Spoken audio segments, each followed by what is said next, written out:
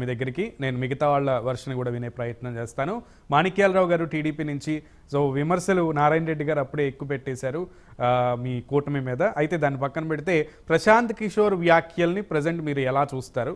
ఆయన ఒకప్పుడు వైసీపీ పార్టీకి అన్నీ తానై ప్రశాంత్ కిషోర్ టీం వైసీపీ పార్టీ నడిపించిందన్న విషయాన్ని కూడా ఆయన ఒప్పుకున్నటువంటి పరిస్థితి. నారాయణ రెడ్డి గారు కూడా ఒప్పుకున్నారు కొంత భాగం మా గెలుపులో కొంత భాగం పీకే గారి సూచనలు కూడా పనిచేస్తున్నాయి అని. కానీ ఇప్పుడు అదే పీకే గారి మాటే ఇప్పుడు వైసీపీకి పడడం లేదు. రాజకీయాల్లో ఎవరు శాశ్వత శత్రువులు శాశ్వత మిత్రులు ఉండరు అనుకోండి. సో ఇప్పుడు మాట్లాడుతున్నటువంటి పీకే స్టేట్మెంట్స్ని కూటమి రకంగా చూస్తుంది. నమస్కారం అండి సునీల్ గారు, మీకు ప్యానెల్లో ఉన్న పెద్దలందరికీ వీక్షకులందరికీ నా మాట వినపడుతుందండి? వినపడుతుంది సార్, మాట్లాడండి. ఇప్పుడు గతంలో పీకే వీళ్ళకి వ్యూహకర్తగా ఉన్నాడనే సంగతి వాళ్ళు ఒప్పుకున్నారు. ఓకే, వ్యూహకర్తగా ఉండటం అంటే అంతకుముందు జగన్మోహన్ రెడ్డి ఏం బలవంతుడు కాదు. పీకే ఇచ్చినటువంటి వ్యూహాలతో అతను రాష్ట్రంలో పనిచేయటం వల్ల ఎలాంటి వ్యూహాలు చేస్తే ప్రజల దగ్గరికి ఎక్కువ వెళ్తాము, ప్రజల్ని ఎక్కువగా ఇంపాక్ట్ చేస్తాము, ప్రజల యొక్క సెంటిమెంట్ ని మనం క్యాష్ చేసుకుంటామని చెప్పి ఉండొచ్చు.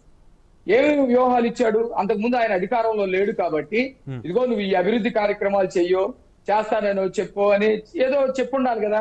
కానీ అట్లా చేయలే.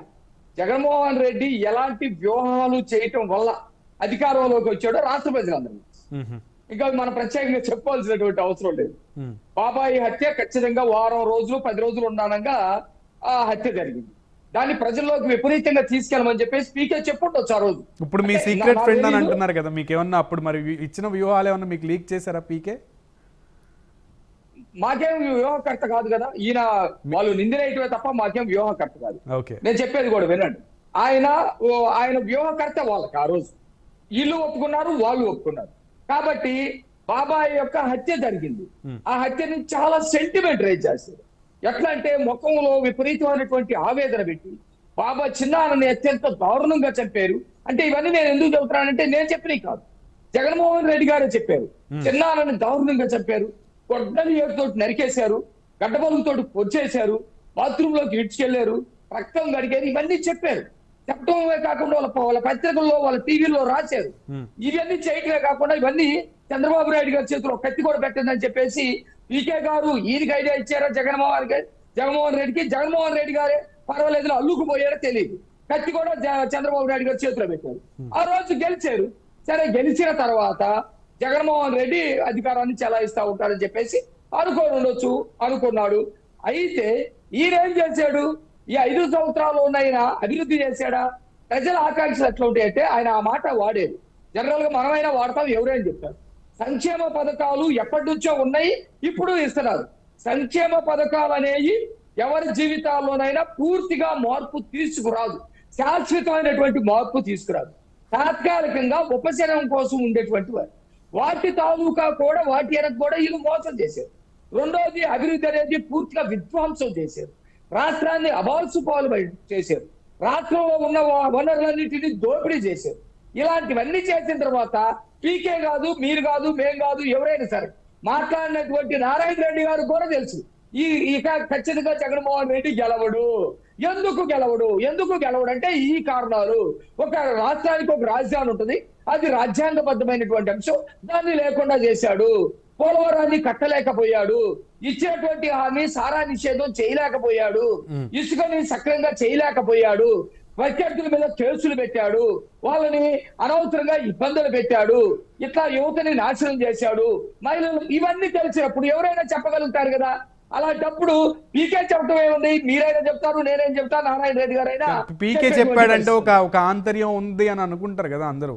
సో పీకే చెప్పడంలో ఆంతర్యం ఏంటి అనేది నేను అంటుంది అదేనండి. ఎవరైనా ఏ ఆంతర్యం మీకు జగన్మోహన్ రెడ్డి రాజకీయంగా పెద్ద ఇది లేనప్పుడు ఆయనకు ఒక వేవ్ క్రియేట్ చేయడం కోసం, ఒక సింపతి క్రియేట్ చేయడం కోసం ఏదైతే వ్యూహాలు ఇచ్చి ఉండొచ్చో ఆ వ్యూహాలు కూడా నేను చెప్పాను ఇప్పుడే. కత్తితోటి ఇప్పించుకోవటం, లేకపోతే ఎవరు కూడా ఇక్కడ రకరకాల వ్యూహాలు, ఎన్నికలకు ముందు వ్యూహాలు ఒకటి. ఆ వ్యూహాలు ఇప్పుడు పనిచేయకపోవచ్చు, ఓకే.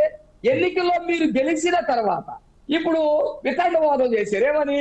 బలం లేనటువంటి పార్టీలు బలం కోసం పొత్తులు పెట్టుకుంటారు. ఇది పక్కా తప్పు.